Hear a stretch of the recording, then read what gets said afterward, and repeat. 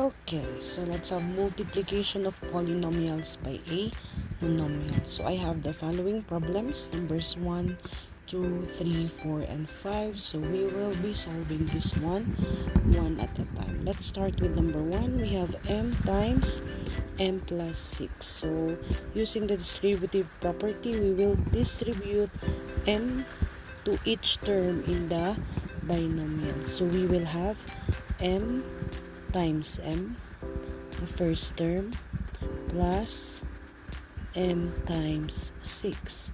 Simplify using the product of powers.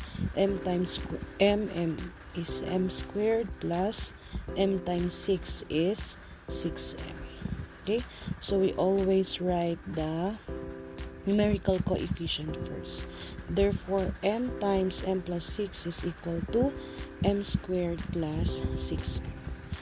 For the second example, we have here 2x times x minus 7. So the monomial is 2x. So we will distribute 2x to each term in our binomial. So we have 2x times x plus 2x times negative 7. Okay, so multiply monomial by another monomial. 2x times x is 2x squared plus 2x times negative 7 will give us negative 14x. Now we can simplify this negative sign and the plus sign. We can write it as 2x squared minus 14x, and this is our final answer. Okay, next, number 3. Number 3, we have 9y times the trinomial 3y squared plus 2y plus 4. So we will distribute 9y. So we have 9y times the first term, 3y squared, plus 9y times the second term, 2y, plus 9y times the third term, which is 4. Okay, simplify using product of powers. 9y times 3y squared, so 9 times 3 is 27. Y times y squared is y cubed, 1 plus 2. Okay, plus, okay, 9 times 2 is 18. Y times y is y squared, plus 9 times 4 is 36. And then, walang kapareho si y sa kabilang monomial, so we simply have to copy y. So, take a look at our variables. We have y cubed, y squared, and y. Wala tayong like terms, therefore, this is our final answer. Okay. For number 4, I have here the trinomial 3m squared minus 4m plus 5 times 2m squared. So again, hanapin natin yung monomial, and si monomial ang ating i-distribute sa bawat term sa ating polynomial.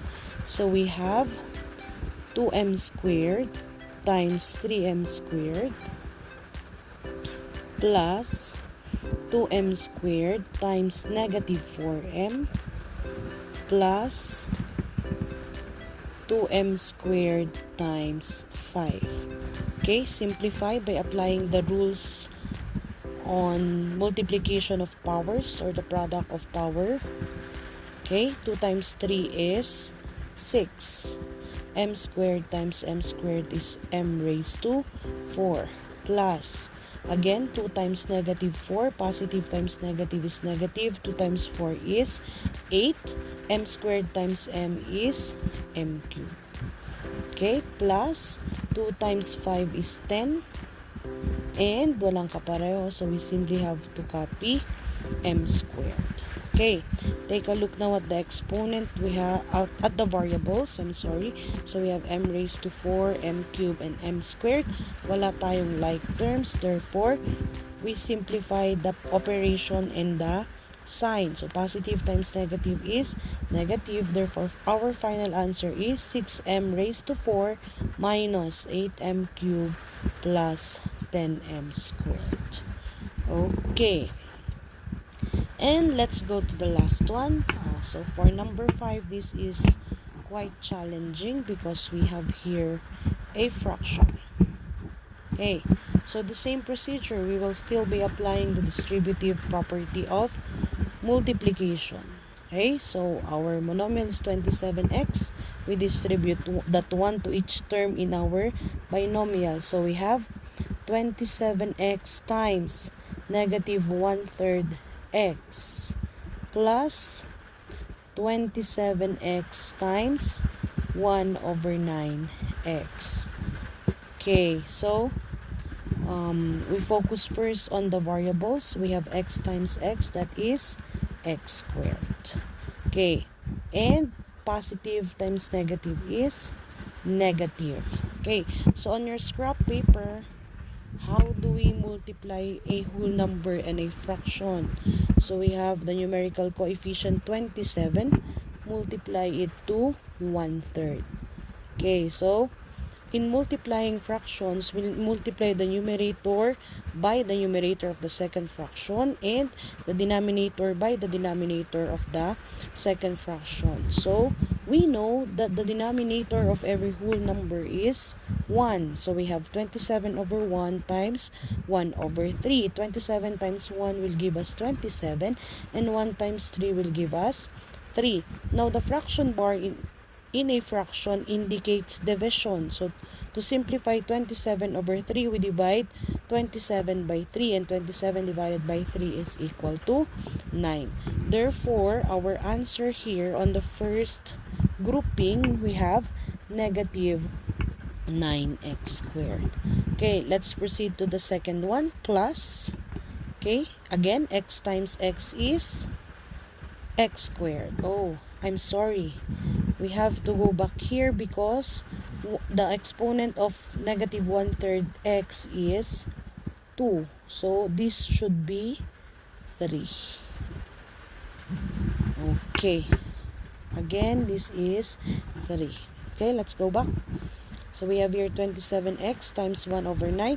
Positive times positive. We know that our answer here, the sign of our answer here must be positive. So let's go back to our scrap paper.